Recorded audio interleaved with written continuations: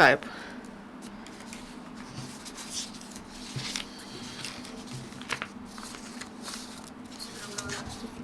Good morning. In Lublin, in Poland, training started. Ukrainian, Polish and Lithuanian brigade started brave band training. In the course of training, 100 officers from Lithuania, Poland and Ukraine are trained in taking decisions and management of military units in the course of peaceful keeping operations. Brave Band is conducted in 3 stages. They complete tasks in multinational environment, share information between sections of brigades, and they are trained to distribute tasks among Lithuanian, Polish and Ukrainian battalions. Brave Band is the first training that has the goal to adapt the servicemen of 3 countries to work in a single environment. Military instructors from abroad continue training of Ukrainian servicemen. In Lviv Oblast, the 24th Brigade, called Iron, this is the mechanized brigade, is trained to counteract terrorism in the east of Ukraine, and they are trained by Canadian and American instructors. Ukrainian servicemen are trained in military tactics and to counteract subversive groups. The servicemen work on the plan of actions that is made, and then this is done like in the ATO area, and they also have imaginary losses in the course of this training. And Ukrainian servicemen and their instructors work on original decisions provided by their instructors that can be used while in the East. And foreign instructors, they also gain knowledge on new tactics and also how to counteract illegal military formations. And first aid kits are provided to the servicemen, and the National Academy, named after Pyotr Sagaidachny, completes the training of surgeons, and they will serve under contract on positions of officers. And in the course of training, the priority is given to the experience that was gained during ATO operation, and officers who took part in the operation are active participants of these trainings at positions of instructors. And the future officers are trained in different military tactics, and they are using experience of ATO operation. And they prove that they have knowledge and skills in order to serve on positions of officers in military units. Repair brigades repaired 261 units of military equipment. These are armored vehicles, tanks, artillery units, anti-tanks complexes, and automobiles. From the start of the ATO operation, they repaired 42.5 thousand of military equipment, and more than 30,000 are now used by the military servicemen. And the sanitary service of MOD checked 7 military units in the places of permanent deployment, 1 training center and one other unit, and they conducted 11 tests of the military units, 606 sanitary and bacteriological tests, 193 tests of food, and 915 tests of potable water. The situation is assessed as satisfactory. Now, 96 servicemen are treated in the hospitals of MOD. 18 were injured during the ATO operation. 13 are treated in Germany, 4 in the USA, and 1 in Poland. 79 servicemen are treated in the sanitary and institutions, and more than 1,950 participants of ATO operation were treated in hospitals. Now I give the floor to my colleague, to Colonel Andrei Zadbudinov. And now the information on ATO operation during the last 24 hours. In the ATO area, the shellings continue from the side of the militants, and despite any agreements and despite the increase of the shellings, we can make conclusions that the militants do not want the de-escalation. So on the 29th of January, in Donetsk area, the enemy shelled Avdiivka, Lipetski, Opatna, and mine Butivka. Near Zaitseva, mortars were used, 82 mm and 120 mm of caliber.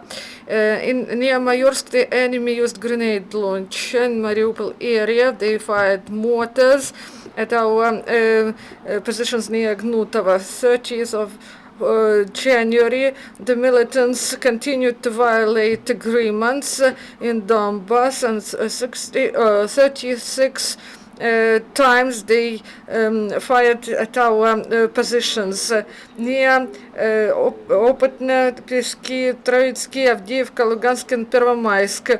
They used mortars in Zaitsevo, and also near Mayorsk, 120 mm mortar was used. In Lugansk area, our positions in Trehizbenka were fired at with automatic grenade launcher, and also in Stanitsa Luganska, the enemy used 120 mm mortar. In Mariupol's area, the enemy used grenade launchers, small arms in Krasnogorivka and Novotroitska, and in Shirokina, the militants used anti-aircraft weapon. 31st January, they fired near Krasnogorivka and Zaitsev with small arms and mortars.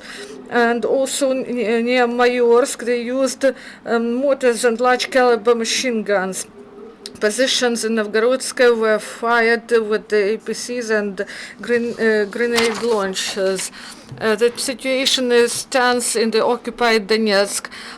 From different grenade launchers, our positions are fired at with small arms in Avdiivka, Pyeski, Opatna, and Marienka. In Mariupol area, mortar shelling was conducted by the enemy. On the 1st of February, the militants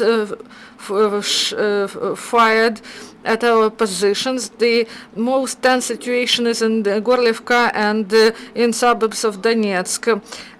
The enemy used large caliber machine gun in Opatna, Avdiivka, Marienka, and Butivka, and near Pyeski also mortars were used. Near Gorlivka, the enemy used grenade launchers, large caliber machine guns, and small arms. And in Zaitsev and Mayorsk, the enemy fired with mortars 6 times, and this mortar is forbidden by the Minsk agreement. In Mariupol area, near Peshevik, there was a military clash. Our servicemen delivered precision fire to prevent losses, and also the militants fired at the border service on the 28th of January on 9:10 p.m. The DPR members fired at a checkpoint in Mariinka, and also on the 30th of January, the mortar shelling was conducted by the militants at the Czech-Ukrainian point near Mayorsk, and they try to increase shelling, and they also used and some checkpoints could be closed because of this, and this night the enemy shelled near Zaitsevo, and in order to provide security, they decided to close the checkpoint, and starting from the enemy's violated the ceasefire 183 times. Despite many provocations of the enemy, the Ukrainian servicemen open fire only in the case if the life of people is under threat, and this weapon is agreed by the Minsk agreements. And Ukrainian servicemen adhere to the Minsk agreement. Also, Ukrainian servicemen provide help to local residents. In all areas, there are groups on civil and military administration, and they deliver some food and construction materials, and they provide repair works, and they provide humanitarian help. They established and renewed water supply in Carbonite, and also they provide humanitarian help and also accompany humanitarian freight from Kapitals, Kramatorsk to Lugansk. These are 30 tons of fuel, and also they accompany humanitarian aid to Lugansk that was for the IDPs, and also they provided 5 tons of food products. Also they provided humanitarian aid from the fund to Mayorsk, then also organized they also organized joint work with MB Mission Ukraine, and they distributed 200 food assistance, and also they provided some medical help, and they helped to establish medical unit for stomatological help to local residents. Also, they help to disabled, and also there are other operations that are with the view to help local residents to help them to survive. And our next briefing is at 11:30.